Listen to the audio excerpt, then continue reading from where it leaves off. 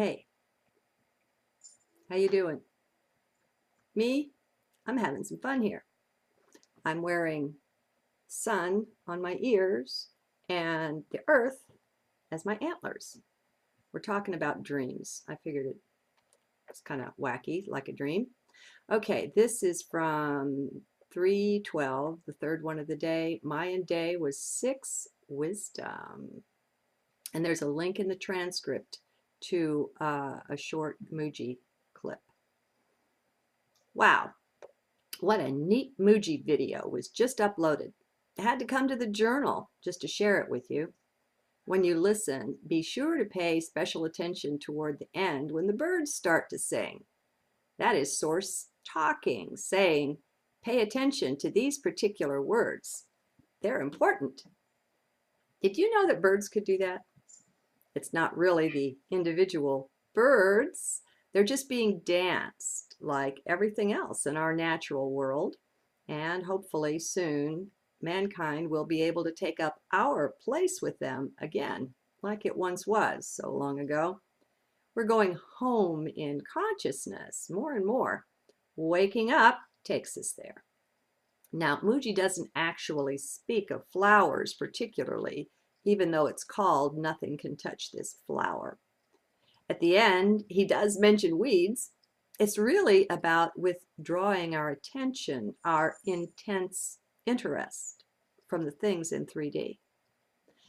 That's something that many of us are engaged in right now, and we're being danced into it too. This backing off, this detachment, there you go. That's being danced. Things happen, they're for the good, but you have no idea how they happened, where they came from, and so on. They just appear. It can also be like a doing that takes hold of you. So you can be suddenly watching yourself doing something you didn't think of at all. Suddenly you just find yourself doing it or saying it and knowing it's the right thing to do. And it could be anything. We're not talking about saving the whales or the earth here. Picking a flower, doing the dishes, saying some particular thing, anything like that, regular everyday stuff. So that's a bit more advanced though. First, we've got to withdraw from the world a bit. Oh, we'll still be in it, all right. It isn't the age where we all go up mountains to enter convents and monasteries, and I'm thankful for that. No thanks. I got plenty of bodies off in the Himalayas doing that kind of thing and other embodiments. And I'm quite finished with the whole religion thing too. Not the people that follow religions, just the religions themselves, what they offer and what they want. That's yesterday's news. One of the first signs of the new detachment actually goes back a number of years. It is the withdrawal of so many people from their religions worldwide, only to enter even more deeply into the spiritual. It's not that their hearts pulled away from Source, but rather the reverse. It confused many folks too at first, the need to get closer to God by withdrawing from church. You bet some were confused. That was both evidence of this oncoming wave of detachment, or whatever wave it is that has detachment as a side effect, and the entering more intensely into the spiritual life. It's being danced. Can you see that? What's obvious is that it happened without direct recourse to mind or to will. People didn't think about it first. It wasn't a choice they consciously made. Moonlight, no, no. Good kitty. Excuse me. They've broken most of my crystal, but I refuse to give up, and I still have some of my better crystal on the west-facing windowsill. So we're working it. Okay. Let's see. So it wasn't a choice that people consciously made. Now, of course, those used to living exclusively in mind would have given it some thought, but often that thought was retrospective rather than before what they did, or it came after the strong impulse to do this, but maybe before the action. These may be fine points, but some will get what is meant. There is all kinds of shifting going on now. Just look around and you'll notice something just about everywhere and in just about everyone, or at least someone in every family. People often ask what they can do to accelerate their path homeward and back into light. I'd say the thing to do, or one of them, is to start noticing these things. Let's all open our eyes, eyes of heart. Source will show us all sorts of things if we're looking. Actually, I suppose Source or higher self is showing things to us all the time. But for the most part, we're not picking it up. That would be all of us at one time or another, even Mooji and the sages. I sing the same song all the time, I know, but I don't know what else to do. When you know the very best answer to something, you don't offer second best just for variety. You stick with your truth. And that would be keep going to heart. That would be to turn your focus of attention inward, back on the self. Let the world take care of itself for a while you take care of you. Hey, why not give it a chance? It could work. Works for me. So let's say you have a job and it's kind of a drag. You try to be faithful, get there on time and all that, but it's just not your favorite thing in the world, huh? How handle this? Same thing. Go inside. While you sit at your desk or at your workstation, whatever it is, keep some attention trained on your heart. Limit your interest in things external to heart to only what is necessary for you to do a good job. Let's say not all the people at work are your favorite persons. Some may even be what you would call jerks, though that will change. But let's be nothing but real all the way through. What to do? Same thing again. Be in heart. At the coffee station or wherever you are on your break, make a conscious connection, both with your heart and theirs.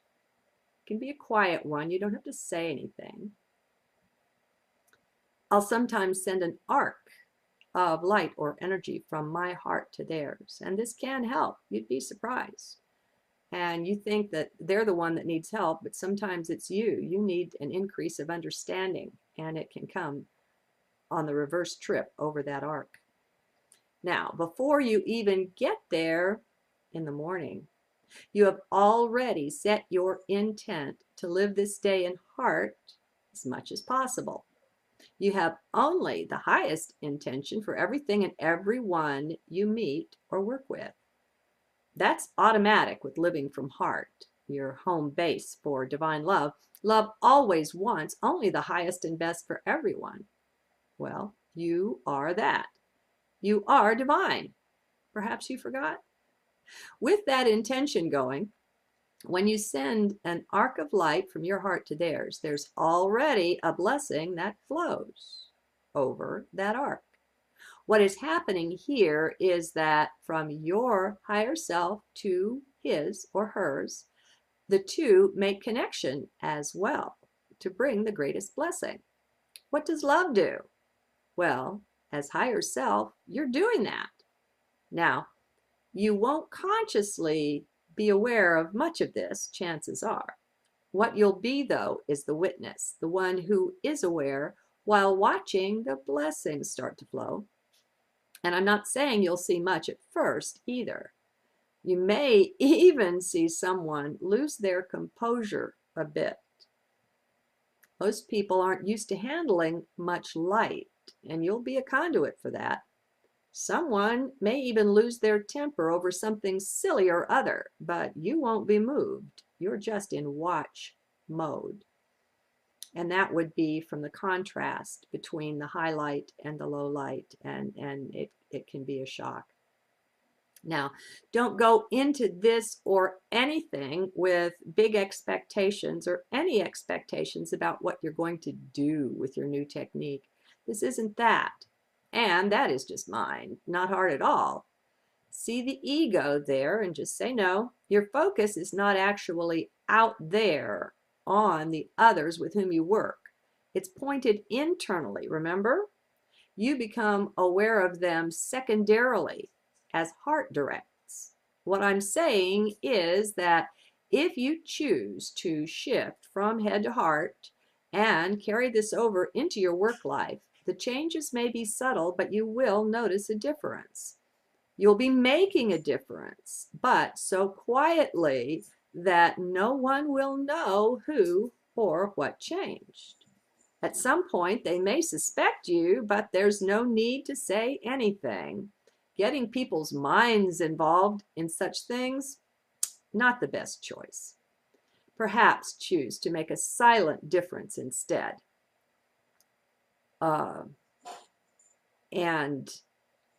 what was I going to say there? Oh, well, I forgot. What you also won't know is how their dream life will likely change after you make that contact. Those among your workmates who truly long for light and going home will be touched by you, whether they know it consciously or not. Just your presence in the workplace, centered in heart as you are, will help everyone there hook up to higher self if that's what they want. You'll be the catalyst for that. You're anchoring light there, and that's giving them not just moral support. Those who aren't ready yet for the direct exterior route will still be influenced via their dreams. Whether you have direct contact in dreams with them or not doesn't matter one bit. Them linking up with their own higher self is what counts. And that one will be more empowered to reach out and actually touch them via their dreams. Light is light. Light stimulates light. Whoever is in their own heart, their own light, will help catalyze and support everyone else they come in contact with. It's a natural action that owes more to physics than to anything you might think you do. Oh, yeah, it's not you, it's physics. And do remember, your business is not with those other people or anyone else. Don't let your focus be there. Your business is strictly with you and your focus strictly in heart. What you see in them will be the outward appearance of what you're doing or being inside, or what's being done, since there's no doer anymore. After a certain point, it just gets done. You are danced.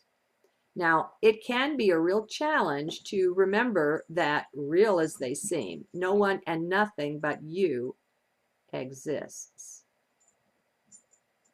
You are all there is. Now, your mind may well rebel against that, but check in with your heart. Heart knows. What sounds crazy to mind is common sense to heart once you spend enough time there, once you're really anchored. Like Mooji says in this video, the natural result of that is that the world more and more will just fade away.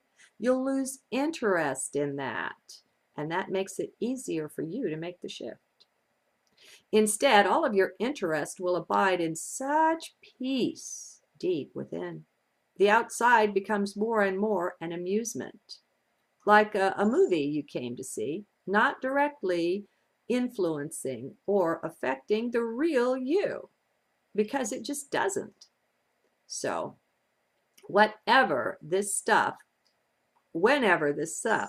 seems just too strange, get out of the head, drop into the heart, and just hush.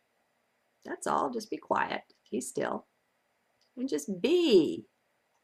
Listen, watch only you, and just be. Good day. Flip.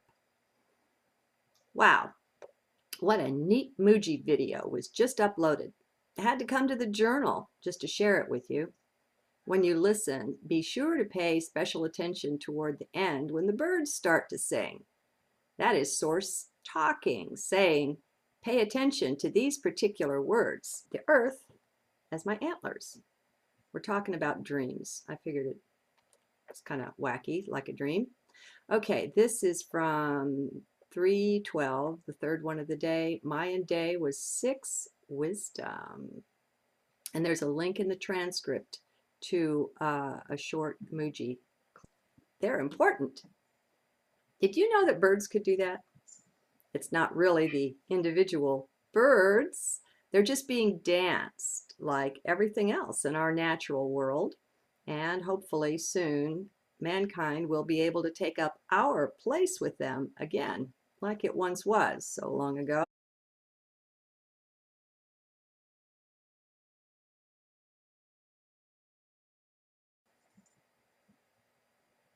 Hey, how you doing? Me? I'm having some fun here. I'm wearing sun on my ears, and we're going home in consciousness more and more. Waking up takes us there. Now, Mooji doesn't actually speak of flowers particularly, even though it's called Nothing Can Touch This Flower. At the end, he does mention weeds. It's really about withdrawing our attention